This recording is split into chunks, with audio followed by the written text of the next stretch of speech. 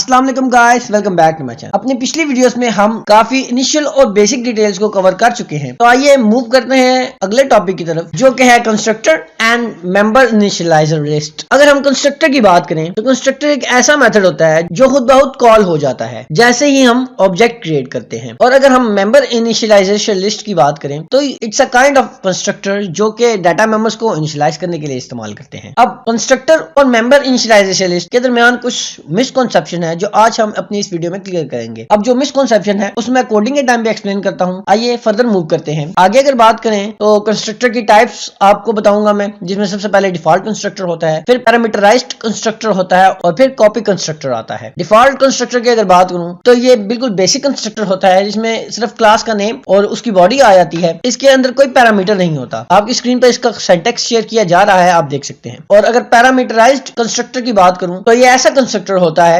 जिसमें हम पैरामीटर्स को पास करते हैं। इसका भी सिंटैक्स आप स्क्रीन पर अपनी देख सकते हैं। अब तक मैं आपको सारी बेसिक इंफॉर्मेशन डिलीवर कर चुका हूं। ये अपनी कोडिंग की तरफ मूव करते हैं और इसको बेटर अंडरस्टैंड करते हैं। तो गाइस, आपकी स्क्रीन पर देखें, मैंने जो प्रीवियस कोड लिखा था वही शो हो रहा है। हम ऐसा करते हैं कि इसी कोड में चेंज करते हैं और इसी कोड को अपग्रेड करते हैं। तो सबसे पहले अगर हम बात करें कंस्ट्रक्टर की, तो हम यहाँ पे एक कंस्ट्रक्टर क्रिएट कर लेते हैं और देखते हैं वर्क कैसे करता है। तो मैं यहाँ पर पब्लिक सेक्शन में हमेशा हम कंस्ट्रक्टर क्रिएट करते हैं। तो कंस्ट्रक्टर क्रिएट करने के लिए जैसे मैंने आपको बताया था कि हम क्लास का नेम लिखते हैं, वैसे ही रेक्टेंगल क्लास का नेम लिख देंगे और ये दो ब्रैकेट्स हम डाल लेते हैं और ये फिर कर्ली ब्रेसेस डालते हैं। इसके अंदर मैं जो भी स्टेटमेंट लगाऊंगा या जो भी स्टेटमेंट मैं लिखूंगा वो इसके ऑब्जेक्ट के टाइम पर ऑटोमेटिकली एग्जीक्यूट हो जाएगी। अब देख सकते हैं नीचे मैंने इसका ऑब्जेक्ट बनाया हुआ है, आपको पता होगा अगर आपने मेरा प्रीवियस लेक्चर देखा है। तो हम अब इसमें स्टेटमेंट लिखते हैं। लेट्स से मैं लिखता हूं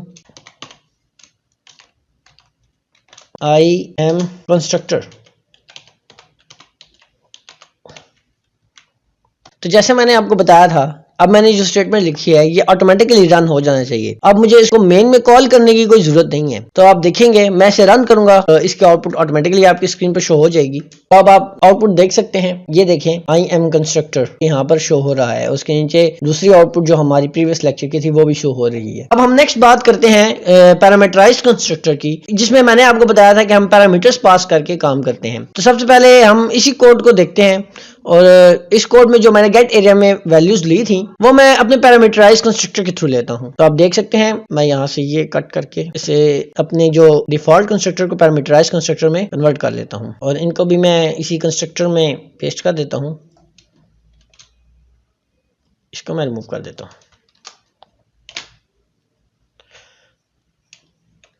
अब ये मैंने एक पैरामीटराइज्ड कंस्ट्रक्टर बना दिया है। अब इसको वैल्यूज कैसे भेजनी है, मैंने आपको बताया था जब भी हम कंस्ट्रक्टर बनाते हैं तो वो ऑब्जेक्ट के साथ ही कॉल हो जाता है। तो इसको वैल्यू पास करने के लिए हमें ऑब्जेक्ट के साथ ही वैल्यू देनी पड़ेगी, हमें इसको कॉल करने की कोई जरूरत नहीं। यही तो कंस्ट्रक्टर का फायदा है। और मैं यहाँ ऑब्जेक्ट को वैल्यूज इस तरह पास कर देता हूँ। 10 इस बार चेंज देता हूँ ताकि आपको आइडिया हो जाए। 15 और ये 16। अब मैं इसे एग्जीक्यूट करके आपको दिखाता हूँ, आपको सही तरह अंदाज़ा हो जाएगा।